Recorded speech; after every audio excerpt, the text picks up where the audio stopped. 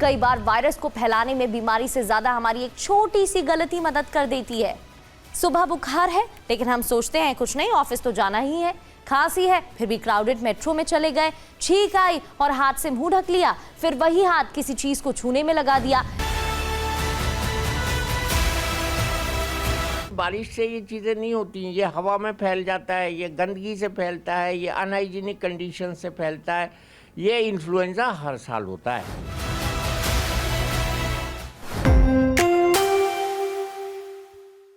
अगर आपको H1N1 से बचना है तो क्या सिर्फ बीमार लोगों से दूर रहना काफी है? क्योंकि सोचिए, सुबह आप मेट्रो में गए, फिर ऑफिस पहुंचे, लिफ्ट में किसी के साथ खड़े हुए और शाम को घर आकर अपने परिवार के साथ बैठ गए। इनमें से किसी एक जगह पर अगर कोई संक्रमित था तो वायरस के लिए आगे बढ़ने का रास्ता कितना आसान हो जाता है। दिल्ली में इस साल अब तक 2602 इन्फ्लुएंजा केसेस सामने आ चुके हैं, जिनमें 1777 H1N1 के हैं और सिर्फ 20 अगस्त को 114 नए H1N1 केसेस सामने आ चुके हैं। तो सवाल ये नहीं है कि H1N1 है क्या, ये हम पहले समझ चुके हैं। पिछले वीडियो में भी मैंने आपको बताया कि H1N1 किस तरीके से घातक साबित हो रहा है और इसे नज़रअंदाज करने की ज़रूरत नहीं है। ये लगता तो अन्य वायरल बीमारी जैसे ही है, अन्य वायरस की तरह ही आपको संक्रमित करता है, लेकिन ये आसानी से फैल रहा है, ये बड़ी बात है। आज समझते हैं कि ये इतनी आसानी से फैलता क्यों है और हमारी कौन सी रोज़मर्रा की आदतें अनजाने में इसे आगे पहुँचा देती हैं।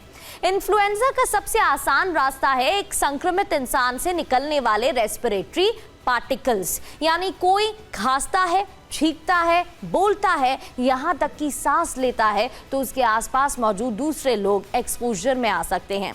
अब जरा अपनी डे लाइफ देखिए।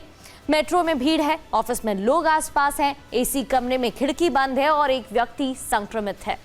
यही वजह है कि क्राउडेड और पुअरली वेंटिलेटेड स्थानों पर, जगहों पर रेस्पिरेटरी वायरस के ट्रांसमिशन के लिए ज़्यादा फेवरेबल कंडीशन होती है। ये ज़्यादा फेवरेबल एनवायरनमेंट है। लेकिन कहानी सिर्फ हवा तक सीमित नहीं है। हमारा दूसरा बड़ा रास्ता है हमारे हाथ। फ़ोन उठाया, लिफ्ट का बटन दबाया, डोर हैंडल प्रेस किया, छुआ और फिर उसी हाथ से आंख मल ली या नाक मुंह छू लिया। यानी कई बार हमें पता भी नहीं चलता है कि हम अपने हाथों से चेहरे तक क्या ले जा रहे हैं। और अब सबसे इंटरेस्टिंग बात है, कई बार वायरस को फैलाने में बीमारी से ज्यादा हमारी एक छोटी सी गलती मदद कर देती है। सुबह बुखार है लेकिन हम सोचते हैं कुछ नहीं, ऑफिस तो जाना ही है। खांसी है फिर भी क्राउडेड मेट्रो में चले गए। छींक आई और हाथ से मुंह ढक लिया, फिर वही हाथ किसी चीज को छूने में लगा दिया। या घर में एक व्यक्ति बीमार है लेकिन बाकी लोग उसी कमरे में क्लोज कांटेक्ट में रहते हैं। यही छोटी छोटी चीजें ट्रांसमिशन का मौका बढ़ा सकती हैं और इजीली ये वायरस फैलता है और लोग संक्रमित होते जाते हैं। तो बचने के लिए हमें कोई कॉम्प्लिकेटेड फॉर्मूला नहीं चाहिए। अगर फ्लू जैसे सिम्टम्स हैं तो सबसे पहले दूसरों से थोड़ी दूरी रखें और जरूरत हो तो घर पर आराम भी करें।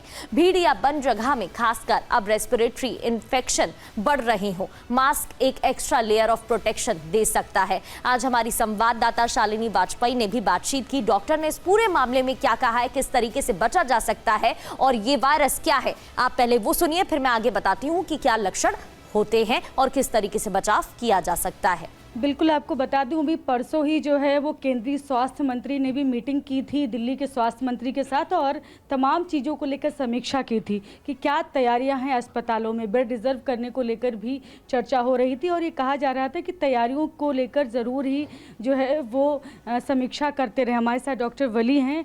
सर, किस तरह के इस दौरान अभी पेशेंट कैसे बढ़ गए? 2000 केस अब तक आ गए हैं, क्या कहेंगे सर? अनफॉर्चुनेट ही कहूँगा मैं इसको। लोगों ने मास्क लगाना बंद कर दिया। अभी गुलेरिया साहब कह तो रहे हैं हाथ धो भैया। हाथ कब धोते हैं हम? दिन में एक बार भी नहीं धोते हैं। घर पे जाके जब धोता हूँ ना, हाथ काला काला निकलता है। ये सब इन्फेक्शन है, चीज़ों को छू रहे हैं, हवा साफ़ नहीं है। और क्या है कि हम हाइजीन की जो प्रैक्टिस हमने कोविड में सीखी थी वो भूल भाल गए हैं। वो स्वाइन फ्लू कोई बीमारी है कि डेवलप्ड कंट्री की हम विश्वगुरु बनने की बात कर रहे हैं? स्वाइन फ्लू हम वो चला रहे हैं, bullet train, swine flu, Chandrayaan पे जा रहे हैं, स्वाइन फ्लू। ये अच्छी बातें नहीं है। ये कॉम्बिनेशंस हमारी प्रगति के नहीं हैं, ये तनज़्ज़ुली के हैं, हमारी गिरावट के हैं। ऐसा तो नहीं बारिश का सीजन है इस वजह से केसेस? बारिश तो हमेशा हुई है, पूरे साल हुई है। लो अब बारिश को ले आओ। बारिश से क्या मतलब है? बारिश तो अनप्रेडिक्टेबल पूरे साल हुई है। जब पता नहीं था बारिश का सीज़न है तब भी हुई, अब भी हो रही है, आगे भी होगी। बारिश से ये चीज़ें नहीं होती, ये हवा में फैल जाता है, ये गंदगी से फैलता है, ये अनहाइजीनिक कंडीशन से फैलता है। ये इन्फ्लुएंज़ा हर साल होता है।